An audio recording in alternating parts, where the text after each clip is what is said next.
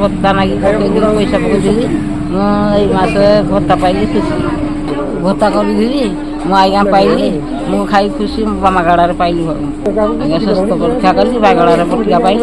ମୁଁ ପଇସା ପାଇଲି ମୁଁ ଖୁସି ଆଜ୍ଞା।